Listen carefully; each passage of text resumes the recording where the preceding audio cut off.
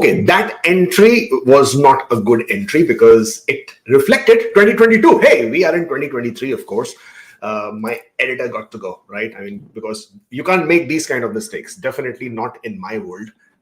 And you definitely cannot do things like that. But hey, you know what? It's happy holidays anyway. It's a beautiful season. It's Christmas cheer all around. So welcome to the channel. My name is Kubeir. I'm a CICC licensed immigration consultant, and I love doing what I do. I mean, Canadian immigration is always exciting. I mean, some people would argue, of course, because for the right reasons, I guess, CRS scores are too high, invitations are not coming through, IELTS are expiring and have a shorter duration of time, postgraduate work permits not being extended, job market sucks, CEC draws not happening, invitations not coming through, technical glitches, backlogs in the application processing, so on and so forth. I mean, so yeah, I feel you guys. But at the end of the day, there is always going to be that line, right? And that line is all about the targets, the quotas.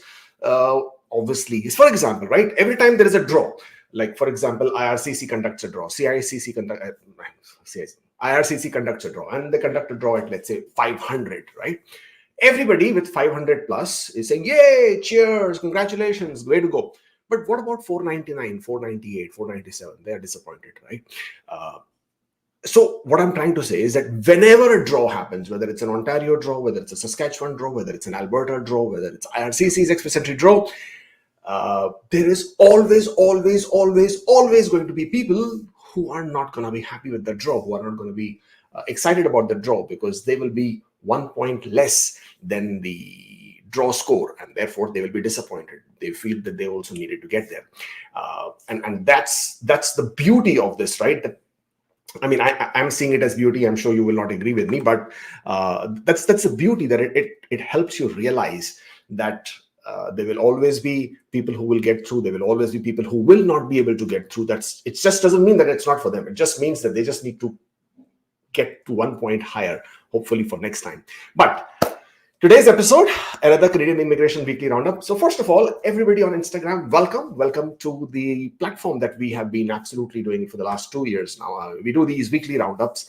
Our audience on Instagram always gets left out because we were not able to stream live on Instagram, but we have now been able to figure it out, and we've been able to get this software where we can now stream live on Instagram at the same time. So welcome everybody on Instagram.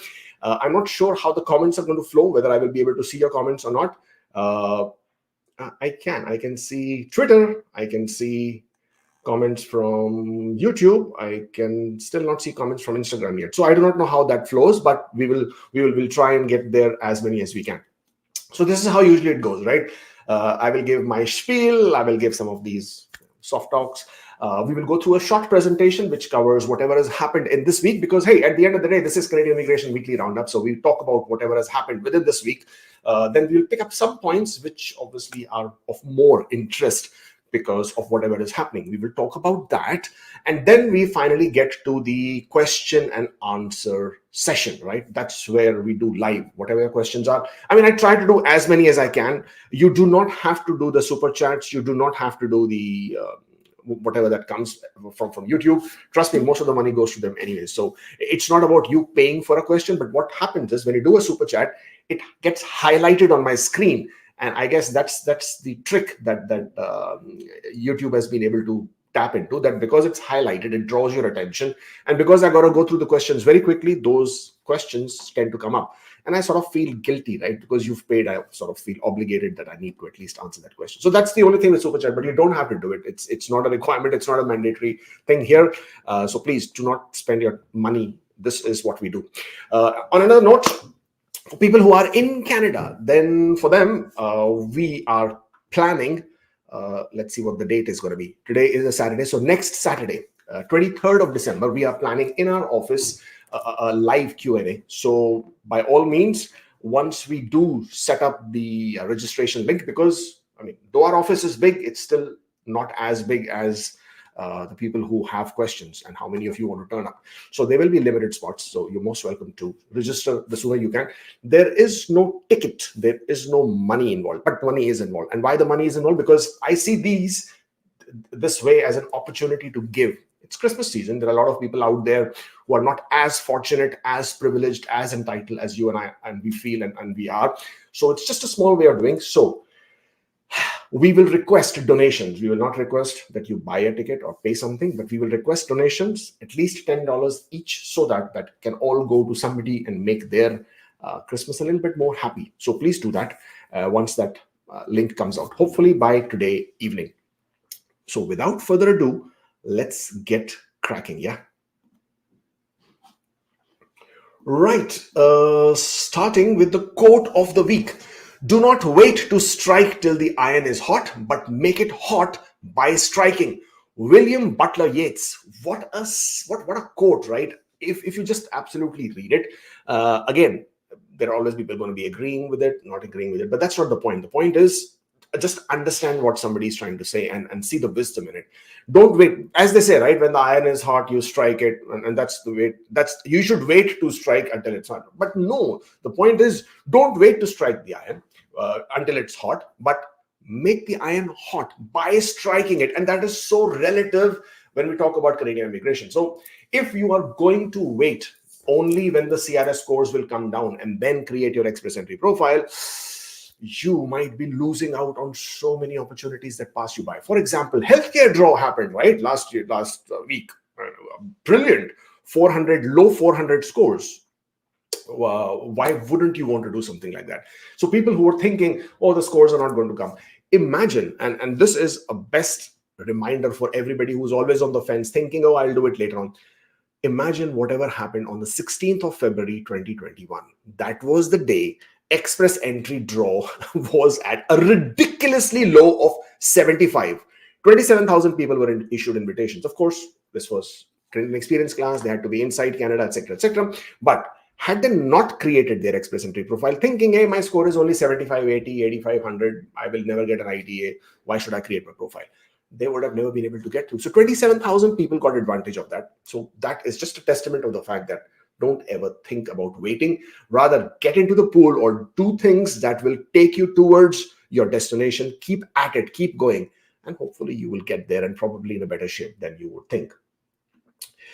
This is the Canadian Immigration Weekly Roundup. Stay up to date with us. And if you're here, then what you can do is follow the channel, subscribe to the channel, because, hey, if Canada is on your mind to live, work, study, or immigrate, then this is the place to be. Starting with the PNP draws.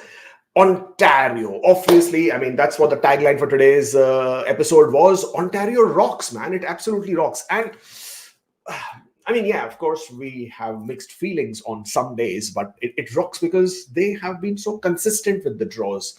Now, I did a video on this yesterday. Now, Ontario conducted a draw on the 14th of December. They invited 2,359 candidates through the Express Entry Human Capital Priority Stream, Tech Draw Specific. Okay. Now, I'm glad that they conducted the draw after IRCC conducted the STEM category draw. And the reason for that is, now, the thing is, Ontario has been, so this is what people need to understand historically.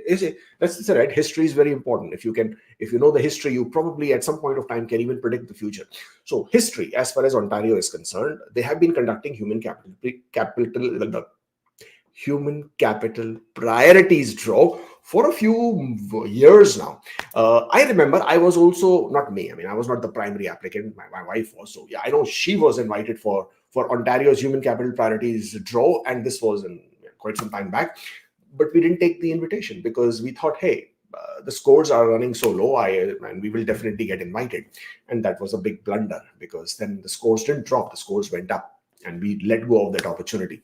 At that point of time, Ontario used to invite anybody over the score of 400, right? That's what they would do. Over the period of time, they realized that a lot of invitations were going waste because IRCC was conducting draws and they were inviting people over score of 400. People were getting invitations, and then their notifications were going down the drain because people had 45 days to submit the applications. That's why they would wait. Even recently, even now, over the last few years, when they have changed the format of how they invite people, because now they invite people under specific categories only. Tech draw, healthcare, skilled trade, French speakers with certain categories again. So they have identified certain segments, certain market priorities, and only those are the people that they invite. Even then, they realize that when IRCC conducts the draw, a lot of people obviously don't take their notifications of interest because the scores have dropped or the scores come down. So the trick that they identified was that if they were to conduct a draw with a high point, so when I'm saying high point means Ontario, obviously, I mean, they cannot invite everybody. So they have a CRS score range, and they establish the range with the number of invitations they want to go. And a lot of people get confused as to how do they decide this upper limit, lower limit, etc., etc. So obviously, they have a limit. They obviously do not have limitless invitations to issue. So they have a limit because they are bound by the quota, just like IRCC is bound by a quota. Quota for this year for Ontario is 16,500 people who will come through the nominations. IRCC's quotas, as we already know, was about, what was that? Shit, forgot now. 82,880, right? And then obviously for this year, we are already at the end of the year, so we're already taking the quota for the next year. But anyways, Ontario 16,500 invitations are spread across different categories. So human capital priority stream, then the expressions of interest. In expressions of interest, you have the employer job offer stream, the international student stream, you have the master's PhD stream, then they have the entrepreneur stream. Combination of all of these streams is the total quota for Ontario. And therefore, then they have segment-wise, this is what they want to give to human capital priorities, etc., etc. The thing with human capital priorities is this is the only one of the 3 or 4 actually. So people who do not know PNPs very well, there are only 4 PNP streams or provinces that actually invite people or encourage people to apply even if they have no connection to Canada. Now, we will say which ones, right? So while we are on the subject, Ontario obviously is the most, and you can say it's a fan moment, right? And that's why I say Ontario rocks. So Ontario is one, of course, they have the human capital priority stream. Second one is Saskatchewan. They have the OID and the express entry stream. Third one is Alberta. Fourth one is Nova Scotia. We haven't heard from Nova Scotia in a very long time. So while they have the stream, yeah, we can let that pass. Alberta, I'm just going backwards. Alberta has more or less become more restrictive. They have become restrictive in the sense now they give priority to people who have family connections in Alberta. They give priority to people who have job in Alberta or who have studied in Alberta, worked in Alberta, or all that. So Alberta pretty much has stopped inviting people who otherwise have no connection to Alberta or Canada for that matter. That basically leaves you with 2, Saskatchewan and Ontario. Now, Saskatchewan is a hot favorite amongst people whose CRS scores are low, who cannot get to CLB9, who cannot get that 8 sign, so 8,777. So Saskatchewan is a hot favorite over there. Saskatchewan is also a hot favorite with people who are otherwise ineligible in express entry because they have a stream called OID, Occupation in Demand Streams, whereas all you need to do is score 60 points, you become eligible, then the higher your score, the better it is. So the 2 different, but Saskatchewan, and I know there are a lot of you out there who are pretty upset with Saskatchewan. Why? Because Saskatchewan hasn't been consistent with their draws. Earlier, usually you would see 1 to 2 draws every month. Now you haven't heard from Saskatchewan in quite some time. The word on the street about Saskatchewan is that they have been focusing on some other priorities. And that is by and large what is happening in Saskatchewan. And I know I'm deviating from the slide, but bear with me. In Saskatchewan, what is happening is that more and more people inside Saskatchewan are now applying for job approval letter. A job approval letter is applied for by the employer, which they can then give it to their employees, using which they are able to apply for nomination. And even if the scores are low, negligent scores, they would still be able to apply for nomination. Once they get the nomination, they can get the work permit. They get the work permit, they can also apply for PR. That's Saskatchewan for you. So job approval letter in Saskatchewan is worth its weight in gold. It's as good as you almost getting the PR. It's like as good as, I mean, of course, if there is inadmissibility issues. So Saskatchewan has had to then redistribute its quotas because more quotas are now being taken away by the job approval letter streams or the people who are inside Saskatchewan stream. And therefore, less and less is what we are seeing from them on the OID and express entry stream. And therefore, the top star, the star of PNPs who rules and rocks and roots here is Ontario. Ontario's human capital priority stream is brilliant. Therefore, people who are outside Canada, who do not have a job offer, who do not have any connection, and you don't need any connection at all. I know there is a letter where it asks you for the intention to reside in Ontario. You can write a 200-word essay and say, I love this particular city in Ontario and this is what I want to do, but that's what you need. Other than that, there is no specific requirement to have any kind of connection to Ontario in order to be eligible under the Human Capital Priority Stream. Not only that, even if you are inside Canada, you're inside Ontario, you were struggling as to what should I do? How will I get my PNP? What are the things that I need to prepare? If you are in as an international student, you have just got your postgraduate work permit, you have only 1 year, 1.5 years left in front of you. What should I do? Ontario's skilled trade stream is again another brilliant stream, right?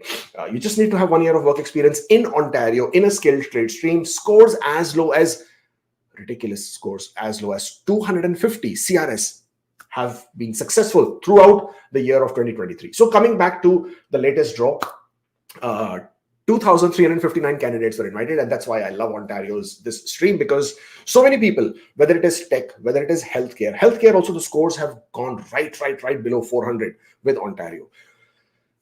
If Ontario was to conduct a healthcare draw today, right, because the last express entry draw in healthcare which we saw was at I don't want to make a mistake here, 431. Because it was at 431, you will see the Ontario's score go way below 431. They will start at 430 as a high cutoff, and then they will go below. So as I was explaining to you, the reason why Ontario chooses this high cutoff is because of this very particular reason. Because they know that IRCC also issues invitations. They don't want the notifications to go waste. So they take the last related express entry draw, in this case, STEM category draw, and they take that as their high cutoff point. So 481 was the last express entry draw. They choose 480. Now, I know there are a lot of you out there who did not receive an invitation from IRCC on 481 because IRCC gobbled up. Though they are not accepting it, there was this huge error that they have not announced on their tiebreaker. The tiebreaker is actually somewhere in the month of May, April, May, in my opinion.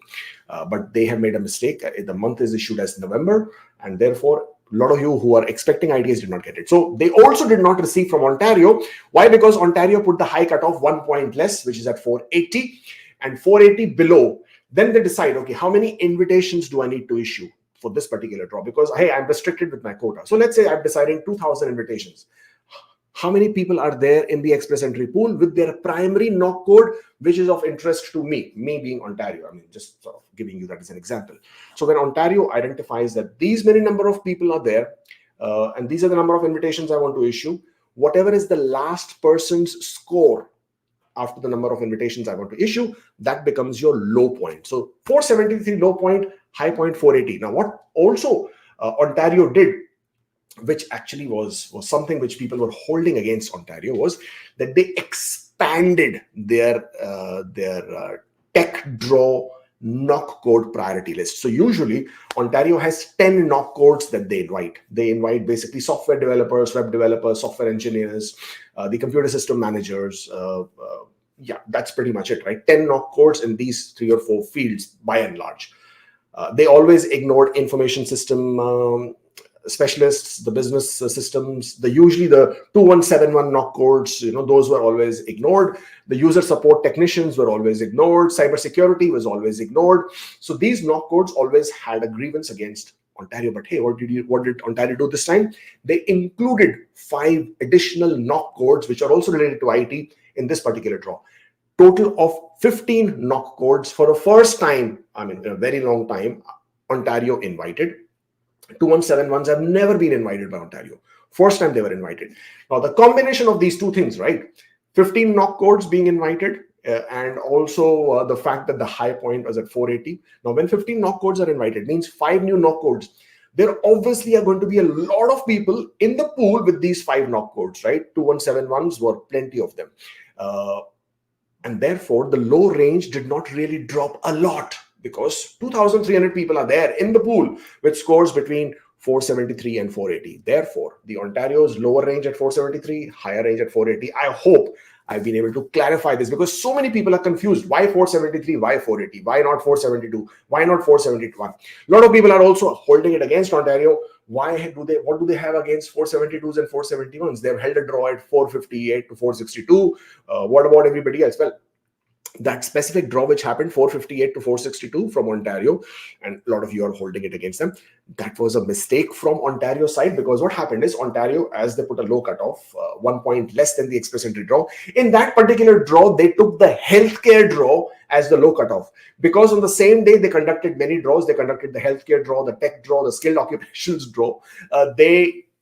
Even for the tech draw, they inadvertently chose the high cutoff for the healthcare draw. It was a good thing for people who were in the express entry pool with the score of 458 to 462, because they would have otherwise not been invited. There was no way. So sometimes, God has a different way of doing things. The one who's there up there, the power to be, they have a different way of playing this. They have their own plan. So you might think you have a plan, but those people have a better plan, and they choose to do what they choose to do. So I do not know how it happened, but Ontario chose the healthcare high cutoff, and therefore those 458 to 462s were invited. So Ontario doesn't have anything against 471s, 472s, 473s. It is just the way this game has been played. It's just the way the cards have been dealt, I'm sure. And 481, that now that IRCC has conducted a STEM category draw at 481. So whenever in future, whenever there is the next STEM category draw, and I'm hoping that the scores are lower for the next STEM category draw, because this time they didn't conduct one for 6 months, almost 6 months. The last one the last one was on the 6th of July at 486. This one was now in December 6th. Yeah. December 6th, yes, and with a score of 481. So hopefully we should now see the next STEM category draw in probably 470s or even 460s, hopefully.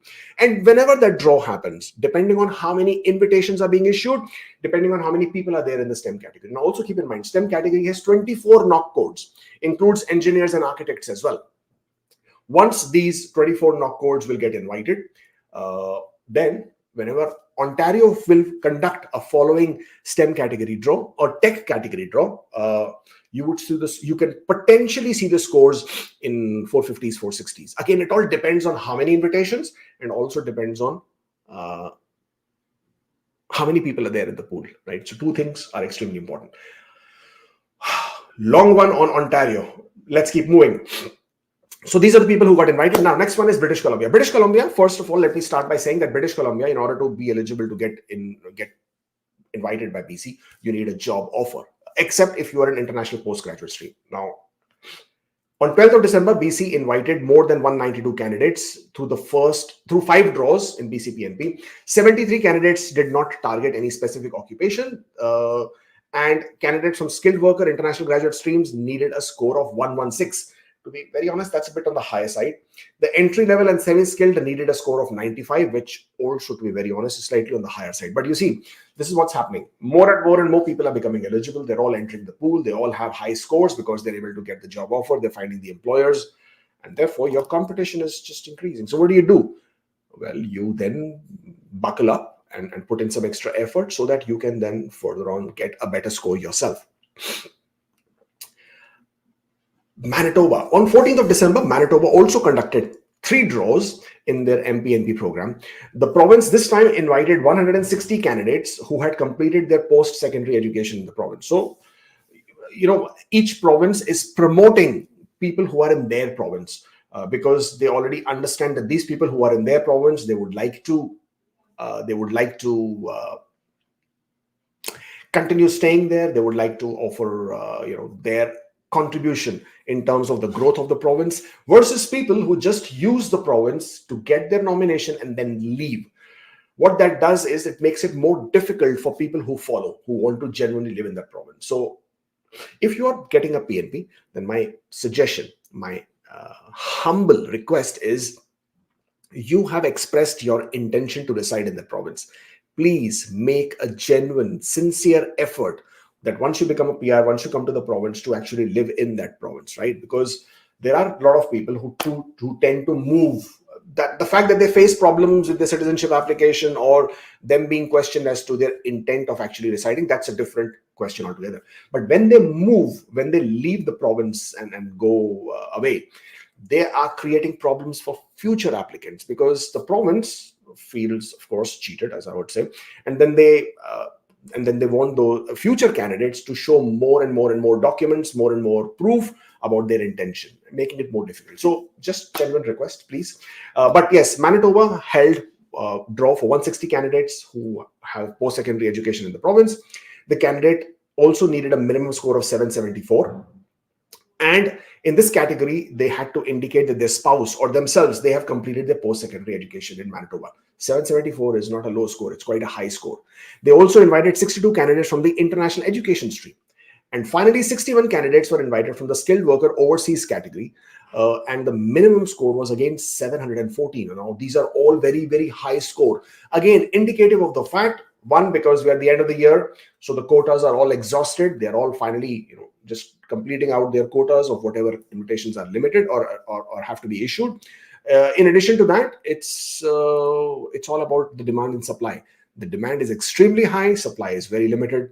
And therefore, if you had planned your journey in advance, like before you even came to Canada, you knew which province I was going to go, what I was going to do in that province, what are the programs this province offers, what are the pathways to get to that. So from day one, when you have come to Canada as an international student, instead of waiting of first getting your postgraduate work permit, then just finding survival jobs, and only when the last 3 months of expiry was left in your postgraduate work permit, then running helter-skelter after all these unscrupulous agents trying to figure out what I can do. You can't. You let go of the golden period that you had, the golden opportunity that you had to be in Canada. This is one of the biggest things that we are also facing with a lot of work permit holders, postgraduate work permit holders whose work permits are now expiring in Jan, Feb, March. They're all freaking out. What should I do? The number of consultations I do is phenomenal, in the sense of people who want to figure out ways of how they can find something in the last, this is the end of their line. Jan, Feb, March, their work permits are expiring. Now they want to figure out what can they do. There is nothing much, to be very honest. There are no hidden doors until and unless you find an employer, because most programs are employer driven.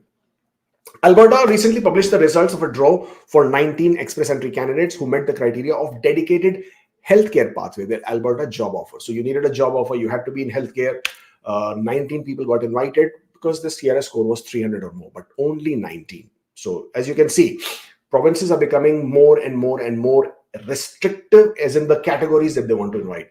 By now, all of you already understand skilled trades is high in demand, healthcare high in demand, IT skill sets high in demand, because not that there are a lot of jobs in IT. On the contrary, people who are in IT will tell you so many getting laid off, so many being told that their projects are not being renewed.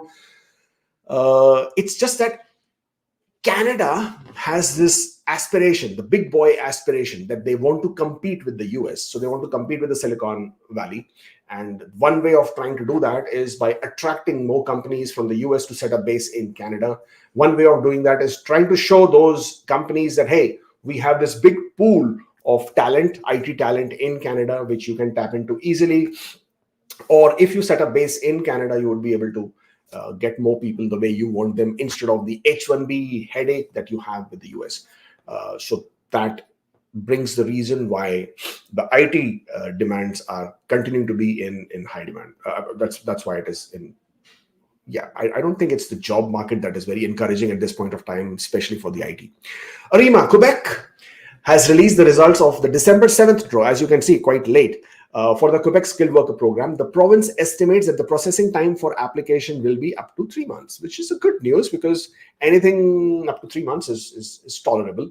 The province invited 1,187 people to apply for permanent residence in a general draw, meaning no occupations were specified, no human capital attributes were targeted, and they required only a score of 604. Now, I'm saying only, but 604 on Arima is a very, very good score to get. People who received an invitation, congratulations, you can now apply for your CSQ, and once you have that, you can apply for your PR. It's just that after CSQ, the PR is through the non-express entry route, and that takes, for Quebec applications, about 2 years. But you have the pathway, you have the route, you have the CSQ, you can also apply for the work permit, but this allows you to get through with the program. Express entry now. Nothing happened this week in express entry, though I to be very honest, I had my fingers crossed. I was really hoping that since IRCC had not conducted the draws for a very long period of 57 days, that they may sort of, shower some parting gifts on people and shower some blessings, but that was not to be. It didn't happen. But last week, what happened was 6th December, all program draw, 4,750 invitations. December 7th, French language proficiency draw, 1,000 invitations. December 8th, STEM occupation category-based draw, 5,900 invitations. Roughly about 12,000 invitations were issued during the last week, which pretty much brought at par the average number of invitations they have been issuing week or month on month. Now, we still have one more week to go of excitement, in the sense like the next coming week when it starts on the 18th of December. So the expectations will be extremely high on the 19th, 20th, 21st, and 22nd of December. These 3-4 days, anything can happen. I mean, I'm assuming for sure that there should be a regular express entry draw, which primarily will be targeting the PNPs to sort of clear out the PNPs, plus some numbers. I'm expecting a draw of roughly 4 to 4,500, anyway, 4 to 5,000. Probably might not touch 5,000, but 4 to 4,500. And if that happens, this is how the pool looks like. So let's say there is a draw next week with about 4,000-ish, 4,500-ish kind of invitations. Now, this is the express entry pool as of 5th of December. So after that, 12,000 people have been cleared out. But then, because it's a week later, obviously several hundreds of people would have also joined in, which we have no idea. We will only have the new pool breakdown next week once they conduct the draw, if they conduct the draw. 601 was cleared out, so there is no 4,525. Obviously, people who received nominations within this last 2 weeks would be in this category, and I'm assuming not more than 1,000. Because I haven't really heard of a lot of people receiving nominations. Yes, a lot of people have been receiving nominations from Alberta, and also I've seen some coming from Ontario, but not too many. So I'm assuming that 601 to 1,200 will not be more than 1,000, assuming. Of course, could be. I mean, there's no way to say yes or no, but about 1,000 approximately, give or take few. 501 to 600, 5,457 was the last number. There has been a all program draw. There was a STEM category draw. There was a French proficiency draw. With that, this 5,457 may have been reduced by a few thousand, but we do not know how many new people who have joined this number.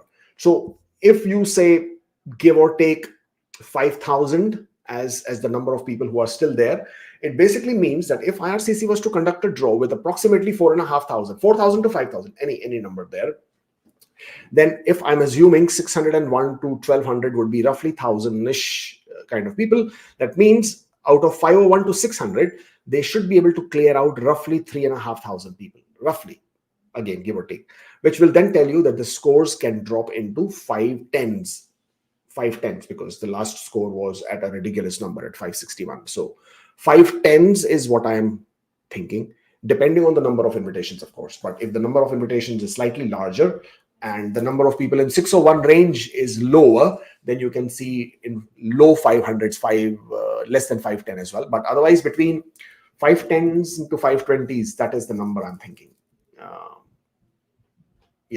Yeah. Let's see how that goes. Hopefully, we have a bigger draw, and hopefully that score is lower. And from there on, what are the expectations for other category-based draws? Now, we've had several French proficiency draws this year.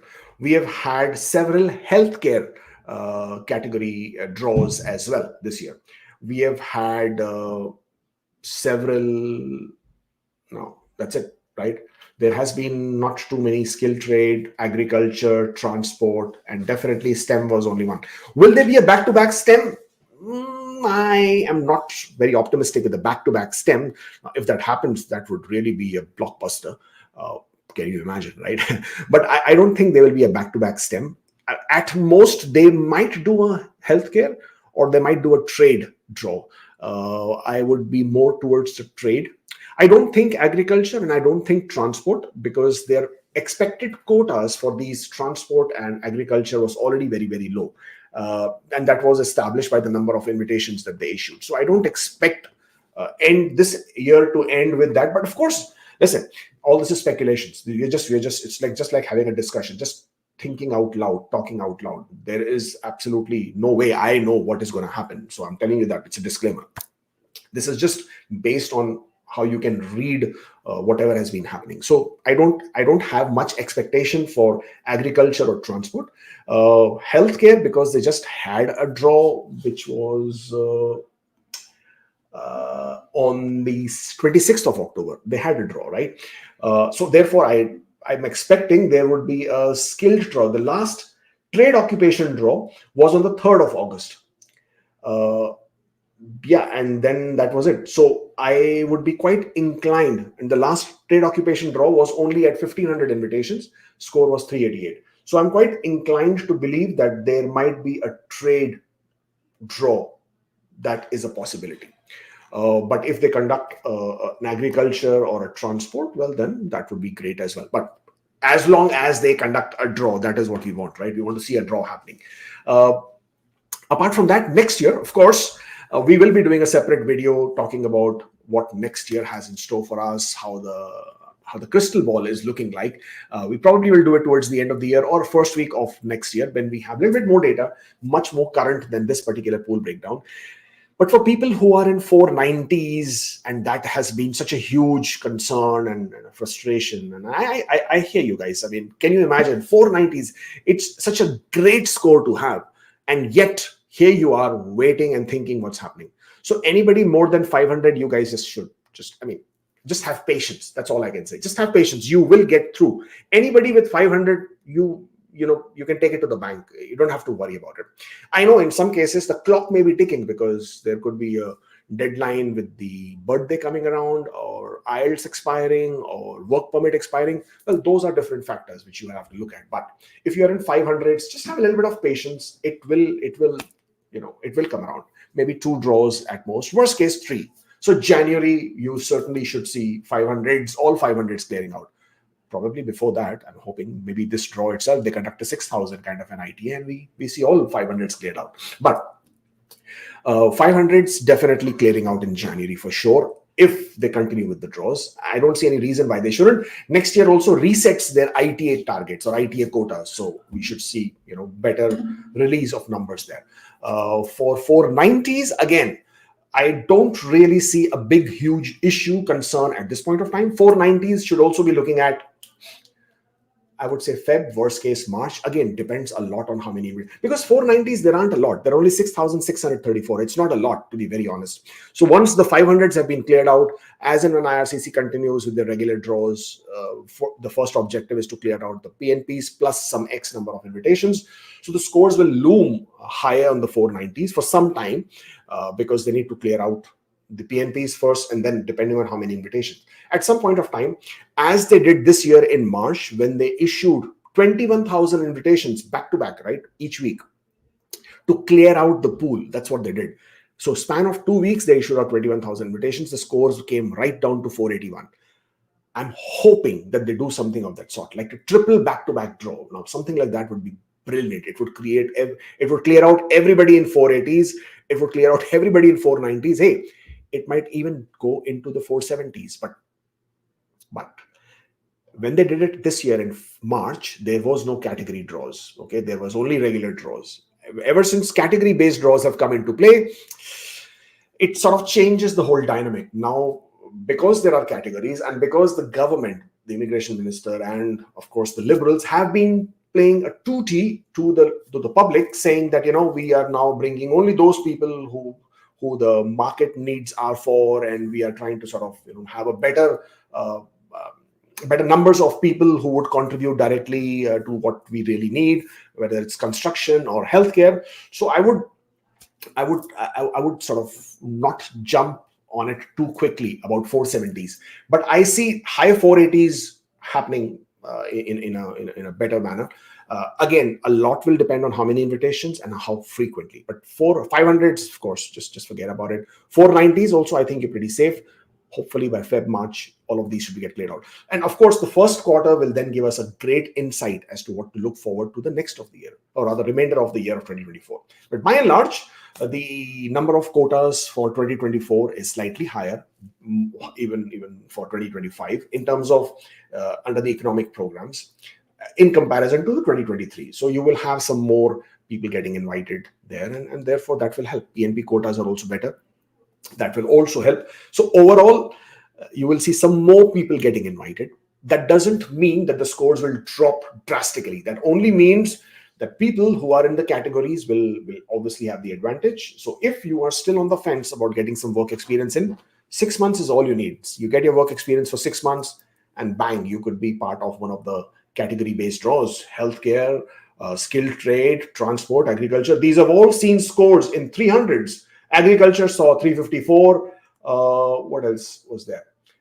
388. Let me just put this on the screen so you can also see it along with me. Just going to raise this number up. Yeah.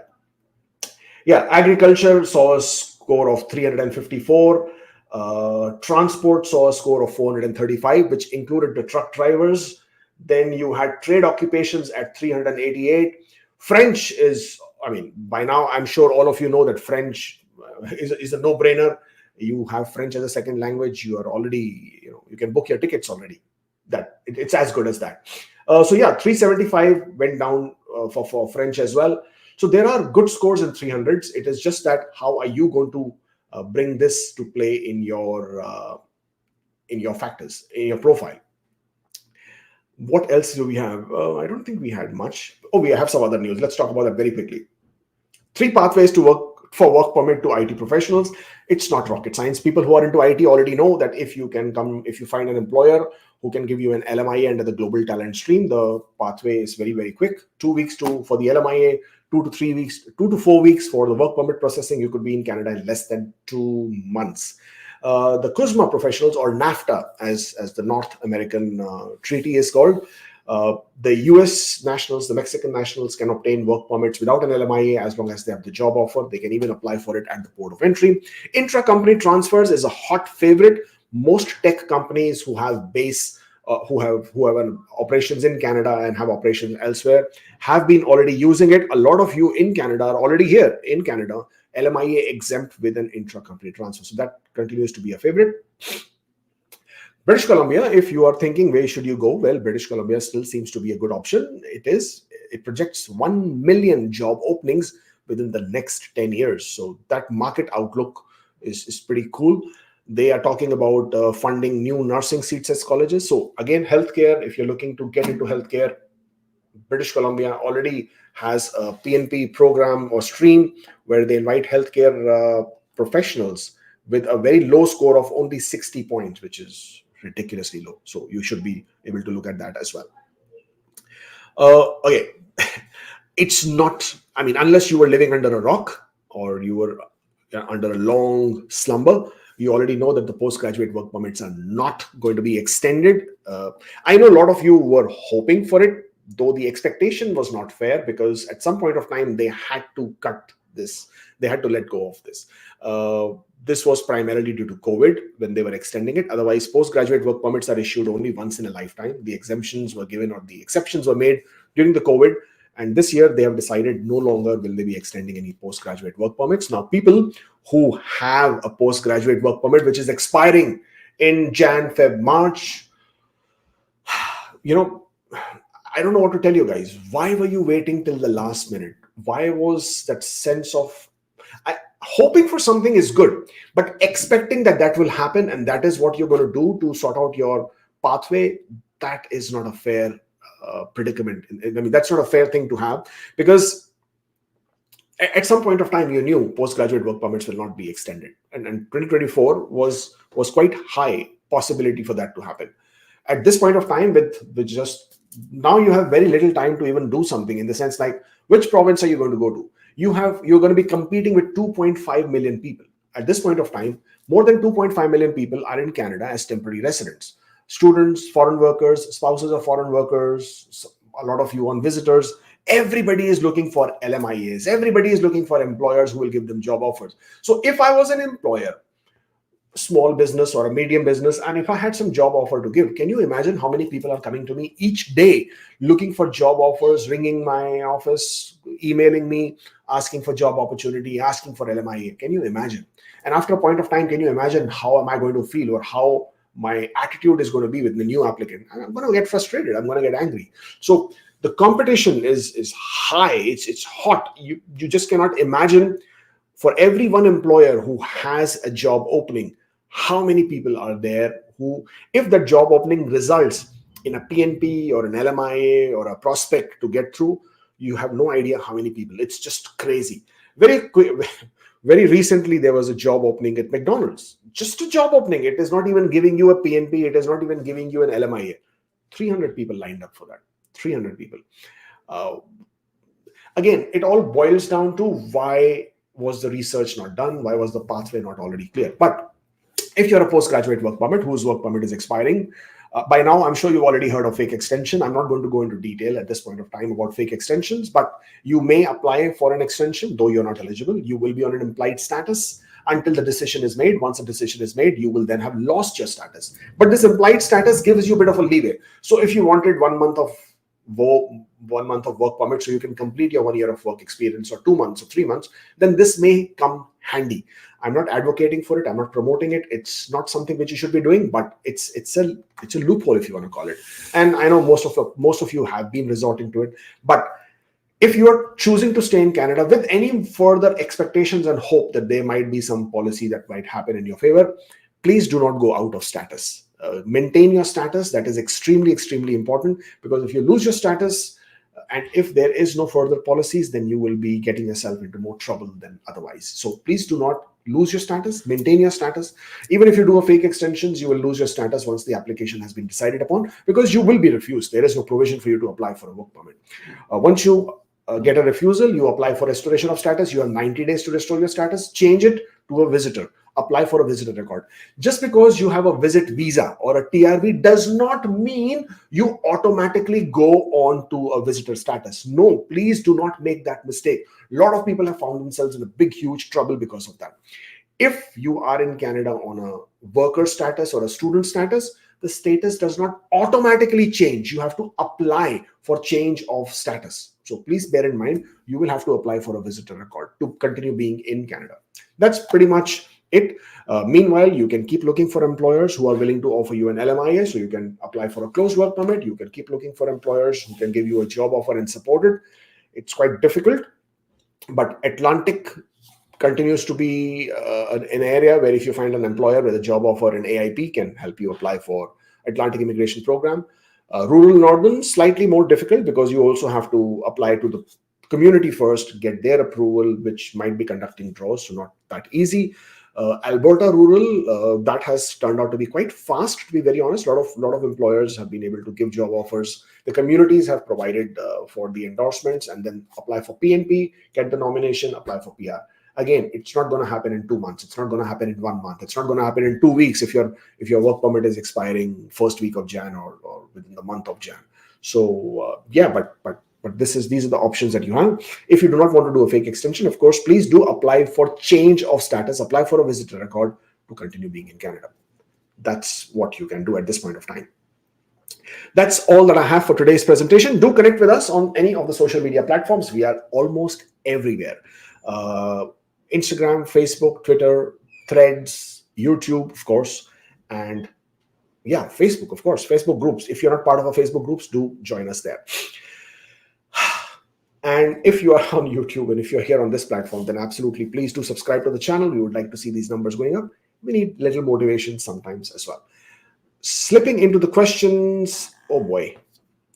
Okay, first thing, if I'm not able to answer your question, which probably is going to be for a lot of you, please, after this end of this video, in the comments, please put your question, and I will, during the course of today, come back and answer to as many questions as I can. Probably will do to all of them, but put your questions there and I'll be able to do that.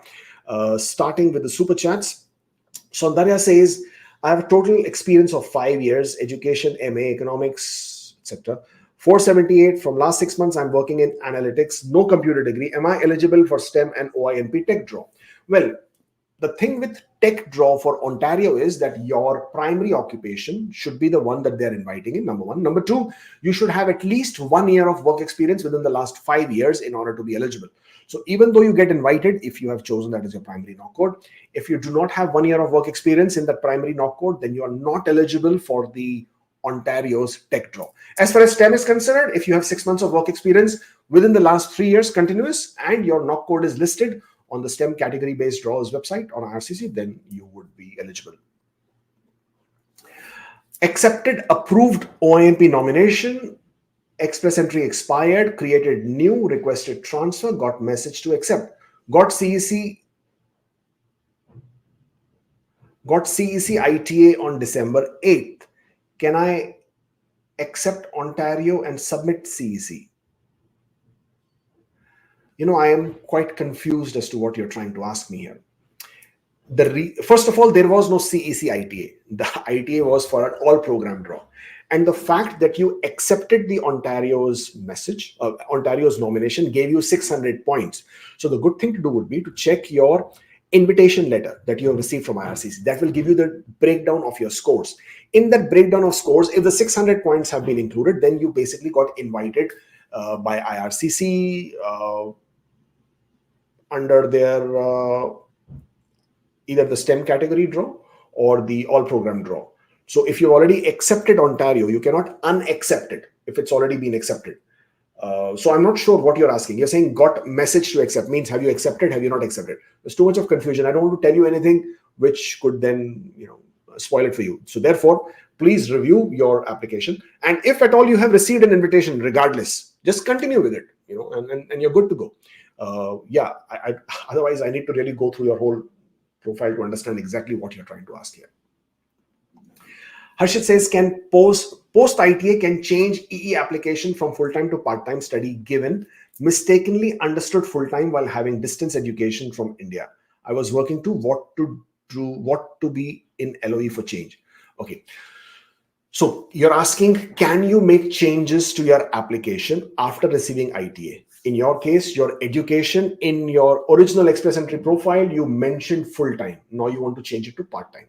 Now, what does full-time study mean? Full-time study means when you have attended classes at least 15 hours per week, then that is full-time study. Anything other than that is part-time.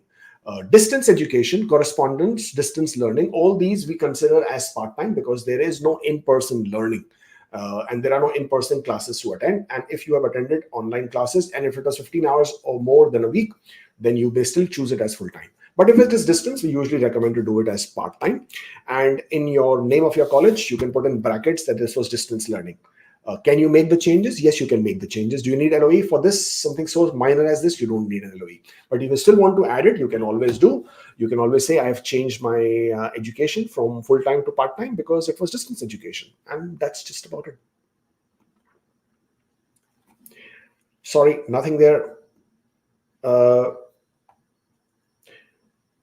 Expecting child in May after submitting an application. Please advise on childbirth. Well, in this case, if you have already submitted your PR application and if there is any change in your family composition, you get married, there is a birth of a child, then you have to inform IRCC.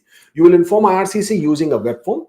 Once you inform IRCC using the web form, they should technically get back to you and send you a document checklist or an application kit. Using this application kit or document checklist, you should be able to identify the forms, but the forms usually are going to be IMM 0008, IMM 5669. 5669 is not applicable for children, but if it's only children, then it will be IMM 0008 and 5406 for the family information. If it's a getting married, then it will be 5669 and 5562 as well. In addition to that, because it's only a child, then you will provide the birth certificate, passport copy, pictures, pay the fee for adding the child to the application, and you will also need medicals. That's just about it. And they will add your child to your application. And once you do get your passport request, once your application is approved and confirmed, your child will also be included as part of your application. It's not optional. You have to inform IRCC. There have been a lot of cases where people have arrived in Canada, did not inform about the birth of the child, and then they were sent back. So you have to, it's not optional. Do not listen to all these agents out there in India and elsewhere, or the family members or friends who say, You can do it later on, sponsor the child later on, right? Now, don't make that mistake. You will regret it. You have to add your child. It's not optional. I received Ontario notification. My EE profile is 11.5 months old, will expire in 14 days. What shall I do? Do I submit documentation to Ontario? Absolutely submit your application to Ontario. If your profile expires before you have submitted the application, then create a new Express Entry profile and inform Ontario. If you have already submitted your Ontario application, after that your Express Entry profile expires, then inform Ontario through email, send them the profile expiry letter, which you will get. Create a new profile, send them the new profile's job bank letter that you will get. Inform IRCC about your job bank code and the new profile number, and request them to add your, or rather link your nomination application to the new Express Entry profile. It's not a problem, but you have to do this. Okay. Summation: frequently monthly US traveler about to give fingerprint for USA will be traveling to USA seeking guidance on this. Well, until the date of your application, you should have obtained your PCC after the last visit to that country. After you have submitted your PR application, you can travel as many times as you want. There is no requirement for any PCC. There is no requirement to update IRCC of your travel plans. But until the day you submit your application, that PCC needs to be valid. And if it is a PCC from a country which is not your country of residence, you should have applied for the PCC and obtained it after your last visit to that country.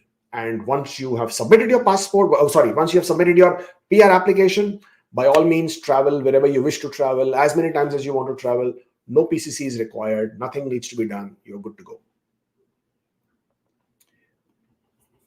Can I use 2 gift deeds, one from my mother, one from my father, as proof of funds? Yes, you can, though you shouldn't have to. But yes, if you're asking me technically, yes, you can absolutely do that. There is no problem with that.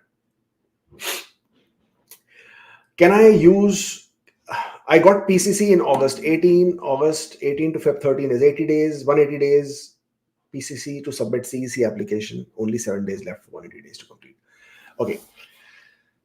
Again, police clearance, I must have made tons of videos on this, but police clearance from the country of your residence. So if you're a resident of India, if you get a police clearance, you should get it from Passport Seva Kendra. You can also get it from the District Superintendent of Police Office. Okay, that police clearance is valid for 6 months from the date of issue.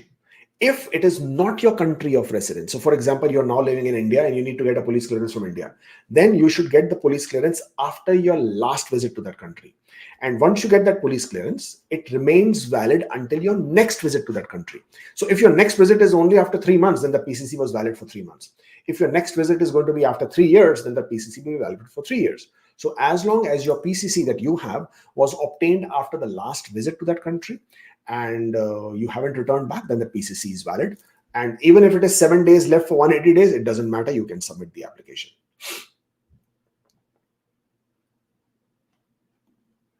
Have mentioned in my university name of school, institution, and profile. Do I have to change it to college I studied?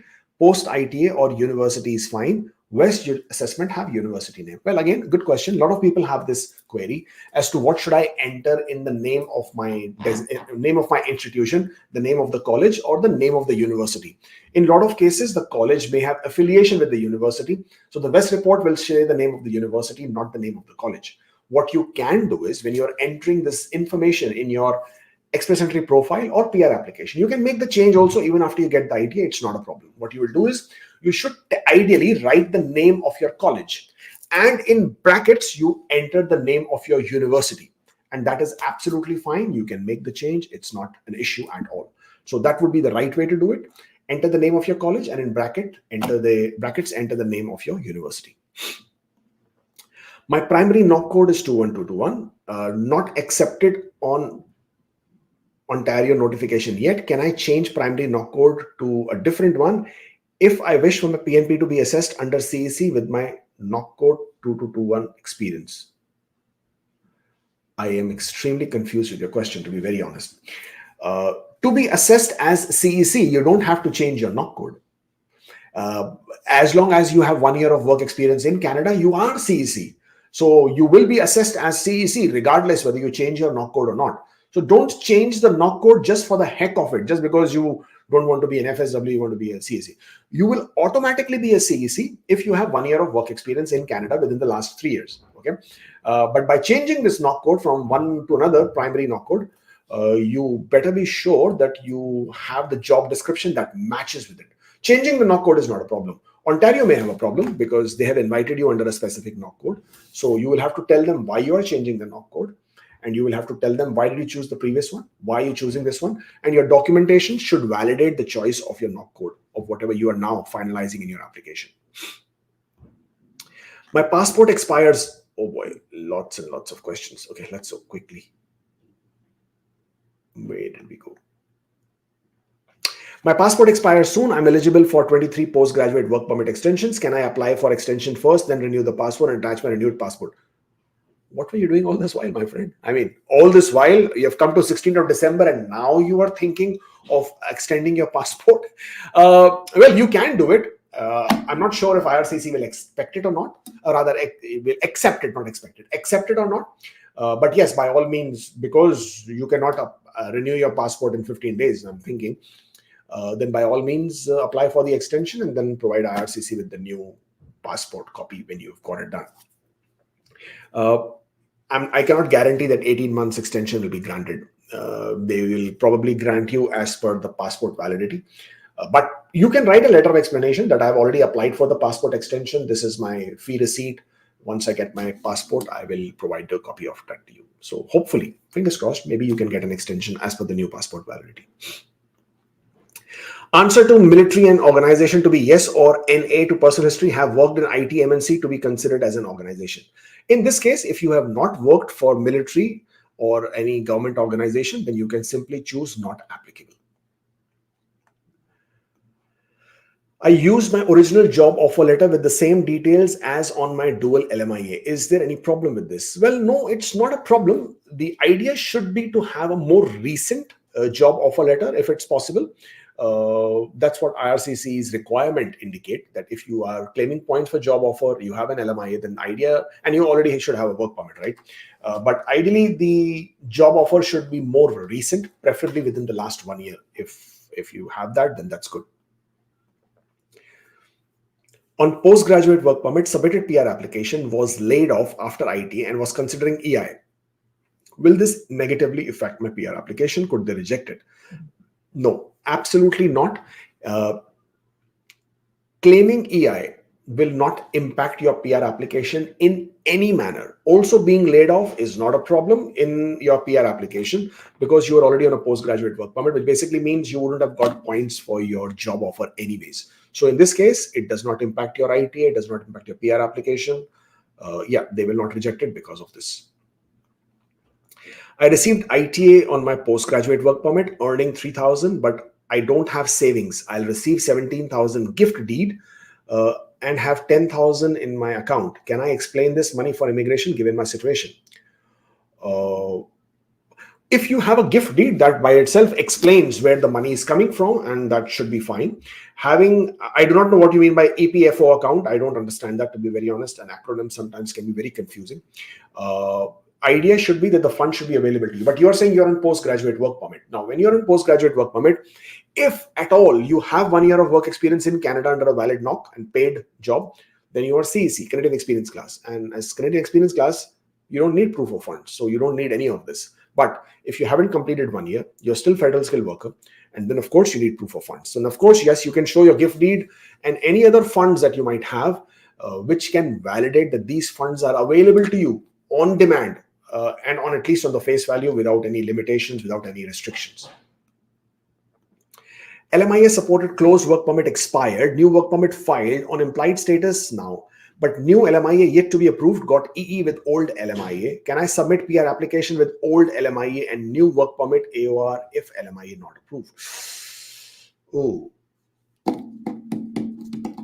No, you cannot, because if your closed work permit has already expired, based on which you received your 50 points, then you need to wait till you receive your new LMIA. And based on that, you will be able to claim your 50 points. It's a very tricky one. You want to take a chance, it's entirely up to you. But the law is pretty clear. So you get points for the validity of your LMIA. So as long as the LMIA is valid, you can claim those points. Or if you have a closed work permit on the basis of that LMIA, and for the duration of the work permit validity, you can continue to claim points. After that work permit is expired, even if you're in implied status, then you can no longer claim the 50 points of job offer, because you are submitting an application on the implied status. That doesn't mean you have the LMIA at that point of time. And the situation is always that your points should be valid when you receive the ITA and when you submit the PR application. At both points of time, the points should be valid. In your case, they were not valid at the time you received your ITA, and also not valid at the time you're submitting a PR application. Having CRS 440 to 450 score by 2025, will it get us a PR? Oh boy, I can't tell you. I wish I could see that far ahead in time. I can't even see 10 days or 10 minutes far ahead in time. 440, 450, in my opinion, is a very low score and will continue to be a low score even in the times to come. So until unless you are in a specific category or a category-based draw, and at that point of time, you might have an opportunity in the category, then you have a chance. Otherwise, look at opportunities to improve your CRS scores, or look to get work experience in a specific category that might be in demand at that point of time.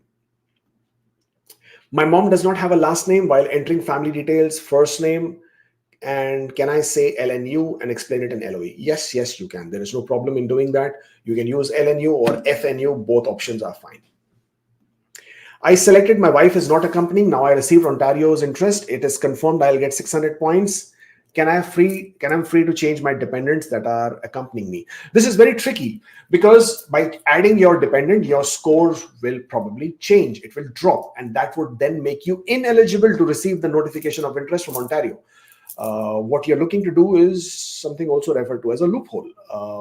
Ontario doesn't like it anymore. They used to in the beginning. They didn't care much about it. Now we've seen some cases where they are not very happy with the way things are. So what you can do is, once you get your nomination, you can request Ontario. If they agree, then maybe you can. If not, then you should not do it. I received Ontario in the last draw. My level of education is 3 years diploma in Canada. The requirement is bachelor's. In my AE profile, I chose bachelor's as it matches the description.